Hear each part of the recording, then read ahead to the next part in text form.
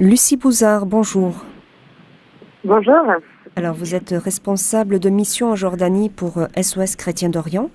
Nos auditeurs se souviennent peut-être, nous vous avions reçu il y a quelques mois dans le cadre toujours des émissions avec SOS Chrétien d'Orient.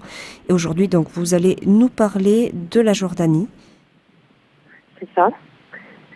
Alors oui, donc je suis donc en poste en Jordanie depuis maintenant 9 mois, donc pour SOS Chrétien d'Orient. Après un périple en Syrie où j'étais volontaire et avant ça en Irak, donc j'avais déjà pu découvrir un peu les Chrétiens d'Orient dans ces différents pays. Mais ce que j'ai découvert en Jordanie est tout à fait différent de ce que j'ai pu vivre dans les autres pays. Alors il faut savoir que la Jordanie c'est un pays, donc un royaume qui est assez stable comparé, c'est vrai, à ses voisins qui eux, voilà, subissent des violences en ce moment assez graves. Et donc la Jordanie, ce petit royaume, voilà, enclavé entre ces trois, il y a la Syrie, l'Irak et voilà, Israël, Palestine et le Liban. Voilà, la Jordanie est un peu le royaume stable, le royaume qui se porte bien. Alors malgré, voilà, en apparence, c'est ça que quand on est sur le terrain, on se rend compte qu'il y a quand même, voilà, des tensions palpables, et notamment, voilà, de plus en plus au fil des mois. Alors, la Jordanie accueille 12 000 réfugiés chrétiens irakiens qui ont fui la plaine de Ninive en 2014, dans la nuit du 6 au 7 août. Donc quand les chrétiens sont arrivés à Erbil, beaucoup ont souhaité prendre la fuite et partir. Et donc voilà, l'ambassade française avait mis au point des visas pour accueillir des chrétiens en France, mais beaucoup souhaitaient partir au Canada et en Australie. Et pour cela, ils doivent passer par la Jordanie. Donc ils sont actuellement en attente de visa dans ce pays, donc principalement à Amman, dans la capitale.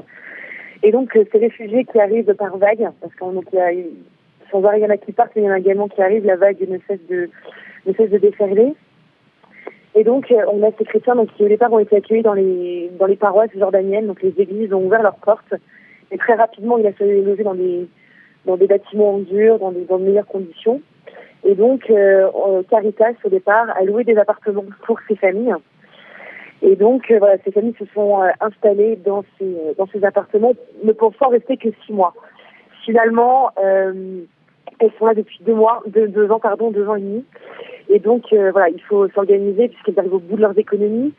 Les enfants ne sont pas scolarisés, les pères de famille et les mères de famille ne peuvent pas travailler. Donc, c'est tout un quotidien qui est assez bouleversé, c'est-à-dire qu'il n'y a plus de lendemain, il n'y a plus de... Voilà, il faut vraiment penser au jour le jour. Et je dirais que le fléau principal de ce qu'on voit auprès de ces réfugiés chrétiens irakiens, c'est l'inactivité. Ils ne peuvent pas se projeter, ils n'ont aucune source de revenus, donc ils ne peuvent pas savoir de leur famille. Donc nous, une de nos missions quotidiennes très très importantes, c'est d'aller rencontrer ces familles, d'être à côté d'elles. C'est surtout ça, c'est vraiment une mission de présence, parce qu'évidemment il y a toute l'aide matérielle après qu'on va apporter, mais c'est déjà être à leur côté, leur dire qu'on ne les oublie pas, qu'on les accompagne dans tout ce qu'elles vont traverser en Jordanie. Donc c'est pour ça qu'on passe dans un premier temps beaucoup de temps donc à s'intéresser à leur histoire, à recueillir leurs témoignages. Et dans un second temps, on revient avec de la nourriture, des vêtements, des médicaments, des matelas, des ventilateurs ou des chauffages suivant la saison. Et voilà, donc il y a vraiment un lien qui se crée entre ces familles et nos volontaires. Voilà, la première mission vraiment de SOS Chrétien d'Orient, c'est de renouer du lien entre l'Église d'Orient et l'Église d'Occident. Donc en allant rencontrer ces familles et en passant du temps avec elles, c'est aussi un lien qui est recréé. Et ces familles-là, c'est pas simplement aller les voir une fois et ne plus jamais aller les voir, c'est vraiment entretenir ce lien. Et donc on les voit une première fois, on retourne les voir une deuxième fois, donc avec tout le matériel qu'on leur apporte. Mais également, on organise des activités pour les enfants. Donc on retrouve leurs enfants, par exemple, pour des activités manuelles ou des activités sportives, pour de la danse, pour du théâtre, pour des cours d'anglais également, des cours de français. On retrouve aussi les mères de famille pour les cours de tricot, pour les cours de cuisine. On a également mis en place ce qu'on appelle un SOS Café. Alors parce qu'en fait, en Orient, ce qui est très marqué, c'est cette vie en communauté. C'est que c'est quand même des populations qui ont l'habitude de vivre ensemble, de se voir beaucoup. Les familles se reçoivent beaucoup entre elles. Et donc, on a essayé de recréer un peu cette atmosphère en Jordanie en mettant en place ce SOS Café, donc qui a lieu 2 fois par semaine, donc qui a lieu d'ailleurs cet après-midi avec mes volontaires. Il s'agit en fait d'un endroit, donc là c'est dans une église, où c'est un grand espace où les familles, principalement les pères, je dirais les pères de famille, se retrouvent autour d'un café pour jouer ce qu'on appelle le backgammon ou le taoulé, qui est le jeu de dés local, ou pour simplement échanger, fumer un narguilé, etc. L'idée, c'est de pouvoir recréer une atmosphère où ils se sentent bien, où ils peuvent échanger et un peu sortir de leur quotidien qui souvent se résument à 4 murs et à attendre désespérément l'arrivée d'un visa. Donc donc il y a SOS Café, donc c'est vraiment un lieu où on recrée du lien. Donc ça, c'est assez important. Et on a également des volontaires qui travaillent dans ce qu'on appelle un centre qui s'appelle Beit Mariam. Donc Beit en arabe, c'est la maison. Donc c'est la maison de Marie. Et dans cette maison, on accueille des jeunes filles. L'idée, c'est un peu de les sortir de la prostitution, parce que un des fléaux aussi pour les jeunes filles chrétiennes, c'est à la sortie de l'école dans les quartiers pauvres, c'est de n'avoir rien à faire et c'est d'être souvent en proie à tout un tas de choses. Alors là, c'est vraiment la prostitution qui règne. Donc on était dans cette maison de les accueillir et de leur apporter un soutien scolaire, de leur apporter un endroit où elles soient bien, où elles soient en paix, et surtout où elles sont en sécurité. Et donc là, on dispense plusieurs activités, des cours également de culture. On essaye d'être à leur côté. Donc ça, c'est pour toute la partie réfugiés. Mais également, il y a aussi quand même 3% de Jordaniens chrétiens. Alors c'est vrai que c'est pas autant qu'en Syrie, au Côte d'Ivoire, etc. Mais dans ce petit royaume, on a quand même une présence chrétienne qui est très importante, puisque le Jordanie est quand même une terre biblique, vraiment mentionnée à plusieurs reprises dans la Bible, puisqu'on a quand même le Jourdain, on a la mer Morte, on a le lieu où le Christ a été baptisé à Béthanie, on a le mont Nebo, là où Moïse a reçu la terre promise, Macéron, c'est là où Jean-Baptiste a été décapité.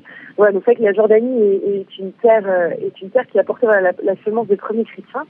Et donc c'est aussi important de se souvenir en allant dans chacun de ces lieux. Et on marche vraiment finalement dans l'état du Christ. Et donc il y a donc encore une présence chrétienne, alors majoritairement dans le sud de la Jordanie, puisqu'on a encore 2 villages 100% chrétiens, près de la petite ville de Kirak. Alors Kirak est assez connu depuis 3 semaines en raison des attentats qui ont eu lieu dans le château de Kirak, où on a eu une dizaine de morts. Mais donc c'est aussi il y a aussi à côté donc 2 villages chrétiens dans lesquels on essaye d'être présents. Alors donc ces personnes-là ne sont pas tentées de fuir parce qu'il y a Daesh, mais parce qu'il n'y a pas de travail. C'est aussi le drame de ces chrétiens d'Orient, c'est vouloir immigrer à tout prix, vouloir quitter leur pays pour retrouver du travail. Donc on s'est dit que si on leur redonnait un travail, donc un salaire, donc une possibilité d'envisager l'avenir dans leur pays, on s'est dit que ça serait un moyen de les ancrer sur leur terre, puisque signe de nos missions avec les SOS Chrétiens d'Orient, c'est l'enracinement. Et on essaie, parce qu'on croit véritablement à la présence chrétienne sur cette terre. Alors pourquoi est-ce que cette présence chrétienne est très très importante? Parce que déjà, nos racines chrétiennes sont ici, le christianisme est né dans cette région du monde. Ça peut paraître bête, mais c'est vrai qu'on l'oublie souvent, et que si on ne se bat pas pour cette région du monde et pour ces chrétiens d'Orient, c'est tout un pan de notre histoire, c'est tout notre passé qui va disparaître. Et ça fait 2000 ans qu'on perpétue cette richesse extraordinaire. Et qu'est-ce qu'on va laisser à nos enfants, à nos petits-enfants et aux générations futures si aujourd'hui personne ne se bat? Donc s'intéresser aux chrétiens d'Orient, c'est bien plus large que sauver une population XY, parce qu'aussi on pourrait s'intéresser à une autre partie du monde. Mais pourquoi est-ce que l'Orient a toute sa place? Et actuellement, il faut vraiment y être très très attentif. C'est parce que c'est là que tout a commencé. Et il faut vraiment qu'on soit très très présent et très actif auprès de ces chrétiens d'Orient, parce que si nous sommes chrétiens aujourd'hui, c'est grâce à ces chrétiens d'Orient, c'est grâce à ces apôtres qui sont partis évangéliser et qui ont fondé successivement les différentes églises. Donc je pense par exemple à saint Thomas qui est parti en Irak, qui a fondé l'église chaldéenne. On a Saint Pierre qui est allé jusqu'à Antioche, donc qui a fondé l'église syriaque. On a au Liban, on a Maroun qui a fondé l'église maronite. En Égypte, donc les Coptes d'Égypte, c'est Saint Marc qui les évangélisé. Donc donc tout ça, au départ, donc c'est parti vraiment de 12 personnes qui fallait proclamer la bonne nouvelle. Et finalement, 2000 ans plus tard, nous sommes très nombreux, mais nous sommes aussi en danger, c'est une réalité. Et donc pour pouvoir justement sauver tout cet héritage et finalement sauver tout ce qu'on a de plus précieux, finalement notre foi, il faut vraiment s'intéresser à ces chrétiens d'Orient. Et de façon plus concrète, ils ont un vrai rôle à jouer dans la région. C'est qu'en fait, ils sont souvent source de dialogue. Quand il y a un conflit entre plusieurs communautés, entre plusieurs religions, les chrétiens d'Orient sont ce trait d'union qui permet un dialogue, de renouer le dialogue avec avec les différentes communautés. Et si demain le Moyen-Orient a cette présence chrétienne, c'est véritablement toute une région qui va s'effondrer. Donc on essaye, à travers des projets aussi économiques sur du long terme, on essaye de les réancrer dans leur pays. Et donc en Jordanie, donc dans ces 2 villages chrétiens jordaniens, on a développé, donc là on est en train de développer une coopérative agricole, puisque c'est une terre qui est très riche en oliviers. Donc voilà, donc on voudrait lancer une production d'huile d'olive locale pour ensuite peut-être envisager une exportation en France, où les frais ensuite, les prix les recettes pourraient ensuite être réinvesties en Jordanie. On est également très investi, on voudrait monter un petit restaurant, on voudrait peut-être lancer un coiffeur, parce que donc c'est vide, petit à petit se vide à leurs habitants, donc se vide de tout commerce. Et donc en relançant petit à petit l'économie locale, on va permettre à ce que les familles se disent tiens, il y a du travail, on veut rester, on veut envisager, on veut continuer à se construire ici, on veut rester sur nos terres. Et donc on essaie de les accompagner. Également, on va à la rencontre donc des familles jordaniennes chrétiennes qui sont souvent très pauvres et qui vivent dans des conditions assez rudes. Donc là, encore une fois, c'est aller s'intéresser à leur histoire, leur apporter de la nourriture, des médicaments. On a aussi développé un programme auprès des personnes handicapées dans ce petit village qui s'appelle Smetlié. On a pu constater de très lourds handicaps, donc on essaye d'y pallier. Donc on est allé donner des fauteuils roulants, donner des cannes. On a également une volontaire qui est spécialisée dans la rééducation, donc on a mis en place un programme de rééducation pour ces personnes. On a aussi des cours d'anglais, des cours de français. Donc l'idée c'est vraiment d'être présent, vraiment présent physiquement, et ensuite de leur apporter évidemment une aide matérielle. Et ce qui est très important, c'est donc pour nos volontaires, donc actuellement j'ai une équipe d'une dizaine de personnes en Jordanie, donc ce sont des jeunes et moins jeunes qui viennent donner 1 mois, 2 mois, 6 mois, 1 an pour justement se mettre au service de nos frères chrétiens d'Orient. Et ce qui est important aussi pour nos volontaires, c'est de témoigner de ce qu'ils ont vu, de ce qu'ils ont entendu. Parce que ça, c'est aussi un autre grand drame de ce qu'on constate, c'est qu'entre ce que nous raconte TF1, BFM TV, ou tous les médias français et ce qu'on voit sur le terrain, ça n'a rien à voir. Donc il y a un vrai devoir de témoigner, de rétablir la vérité, parce que ces chrétiens d'Orient, donc que nous on côtoie au quotidien, qu'ils soient syriens, irakiens ou jordaniens, les grands drames de ces chrétiens d'Orient, c'est qu'ils ont l'impression d'avoir été totalement oubliés, et surtout ils ne comprennent pas pourquoi on raconte n'importe quoi à leur sujet sans n'avoir jamais mis les pieds dans un de ces pays, sans ne s'être jamais véritablement intéressé à leur histoire. Et donc donc vraiment le défi aussi, c'est que l'engagement en fait commence véritablement au retour des volontaires. Donc on leur demande après de pouvoir témoigner dans leur paroisse, dans leur groupe d'amis, dans leur famille, etc., pour être un vrai relais et pour pouvoir rétablir toute cette vérité-là.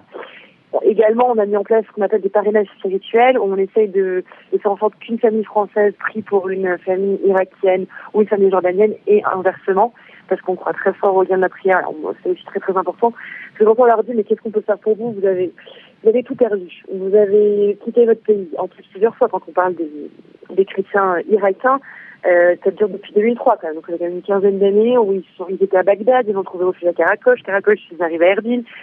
Donc ils sont quand même malmenés depuis une quinzaine d'années, et on leur dit mais comment vous faites pour avoir cette foi ancrée, cette foi fidèle? Vous avez une fidélité qui est extraordinaire, qui est bouleversante, qui est admirable, parce que vous auriez pu renoncer, vous auriez pu abandonner, vous auriez pu mais même être en colère, etc. Vous auriez toute la légitimité d'être en colère finalement. Et on leur dit mais qu'est-ce qui vous fait tenir? Et ils nous disent tous c'est la prière. Ce lien incroyable de la prière, et on sait que même si rien n'est rose, même si on traverse des périodes très difficiles, on a le Christ avec nous, et on sait qu'il ne nous abandonnera pas. Et donc Et donc c'est vraiment des chrétiens. Les chrétiens d'Orient sont chrétiens au quotidien. Ils ne sont pas chrétiens le dimanche à la messe de 10h à 11h30 et puis fini. C'est vraiment leur foi qui est dans leur quotidien. Je dirais que la foi fait partie intégrante de leur identité. Ils sont chrétiens, puis après ils sont libanais, ou ils sont syriens, ou ils sont irakiens, etc. Mais ils sont d'abord chrétiens. Et je pense que c'est un peu la dimension qu'on a perdue chez nous en Occident, et plus particulièrement en France, où eux, ils se lèvent le matin, ils sont chrétiens. C'est vraiment la chrétienté, leur foi qui rythme leur vie, et ils font tout en fonction de leur foi. Moi, je suis toujours très très touchée quand je vois quand je prends la voiture avec eux, ou quand j'arrive chez eux, ils ont tous les icônes, les chapelets. Alors, c'est toujours un cas dans dans les voitures, ils ont tous une icône collée alors sur l'avant de leur voiture, ils ont le chapelet autour des rétroviseurs. Dans leur maison, ils ont tous un coin de prière qui est très très marqué. C'est vrai que c'est assez... voilà, c'est la foi, c'est leur quotidien, ils l'apportent au quotidien. Et quand je vois que, voilà, ça peut paraître bête, quand je vois que, moi, pour prendre un témoignage personnel, moi, les journées, quand je râle le dimanche parce que je vais pas aller à la messe, parce que je suis fatiguée, parce que j'ai une dure semaine, parce que tout simplement, j'ai la flemme, en fait, d'y aller.